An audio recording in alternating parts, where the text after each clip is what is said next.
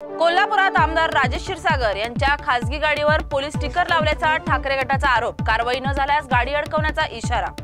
आमदार सतेज पाटील यांचे खंदे कार्यकर्ते राहुल पाटील काँग्रेसला रामराम देत 25 ऑगस्टला राष्ट्रवादी अजित पवार गटात प्रवेश करणार। ठाणे महापालिकेच्या डीपी प्लॅन मधील नवा रस्ता रद्द झाल्याने खारे गावातील घरे वाचली। सुटकेचा श्वास घेत नागरिकांनी आरती, पेढे व बँडबाजा करून जल्लोष साजरा केला। गणेश विसर्जनादरम्यान वाहतूक कोंडी टाळण्यासाठी मोठा गाव मानकोली पूल 1.5, 5, 7 आणि 10 दिवसांच्या विसर्जनावेळी वाहतूक बंद ठेवण्याचा निर्णय। गणेशोत्सव ईद ए मिलाद शांततेत पार पडावेत म्हणून नवी मुंबई पोलिसांची बैठक। गैरवर्तणूक करणाऱ्यांवर कठोर कारवाई करून तुरुंगाची हवा खावी लागेल असा कडक इशारा। गोसेखुर्द धरणातून विसर्गात वाढ। 33 पैकी 2 दरवाजे 1 मीटर तर 31 दरवाजे अर्धा मीटरने उघडले। धरणातून 1.41 लाख क्युसेक पाणी सोडले। वर्ध्यात दाखल झालेल्या अजित पवारांच्या स्वागतासाठी कार्यकर्त्यांनी प्लास्टिक पिशवीत गुलदस्ते आणल्याने ते नाराज। स्वतः प्लास्टिक उचलून ट्रॅफिक थांबू नका, आधी वाहतूक मोकळी करा असा आदेश। भंडाऱ्यात राष्ट्रीय मागासवर्गीय आयोगाचे अध्यक्ष हंसराज अहिर यांचे वक्तव्य संस्कृती व देश वाचवण्यासाठी लव जिहाद टाळा, टवाळखोर तरुणांवर लक्ष ठेवा व भाजप महिला मोर्चाने पुढाकार घ्यावा। बीडमध्ये पोळ्यासाठी बाजारपेठा सजल्या असल्या तरी पावसामुळे पिकांचं नुकसान आणि बैलांची घटती संख्या यामुळे बाजारपेठेत निरुत्साह दिसला आहे। निकृष्ट कामामुळे पावसात गळती व पाणी साचलेल्या शिवाजीनगर भुयारी महामार्गाविरोधात शिवसेना उबाटा गटाचे आंदोलन।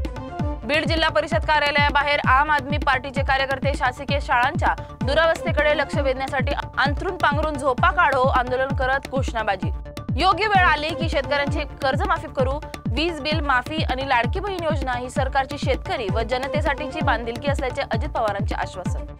वर्धा जिल्ह्यात सेवाग्राम विकास आराखड्यात बदल। कापूस प्रक्रिया उद्योगांना प्रोत्साहन। बचत गटांना सौर प्रकल्पासाठी 1 कोटींची मदत जाहीर। अतिवृष्टीच्या नुकसानीवर तात्काळ भरपाई। वर्ध्यात दारूबंदी कायम तसेच स्थानिक स्वराज्य संस्थांच्या निवडणुका डिसेंबर-जानेवारीत होणार असल्याची घोषणा।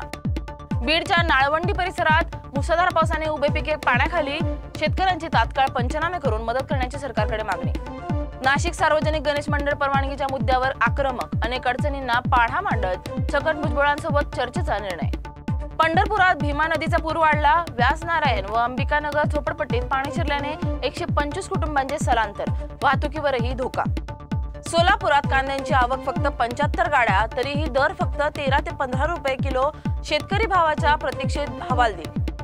ओवळा माजीवाडा मतदारसंघातील विविध विकास कामांचा आढावा परिवहन मंत्री प्रताप सरनाईक यांच्या अध्यक्षतेखाली घेण्यात यावा। सांगलीत कृष्णा नदीने इशारा पातळी गाठत पात्राबाहेर पाणी। अनेक भाग जलमय। ड्रोनद्वारे टिपले विहंगम दृश्य।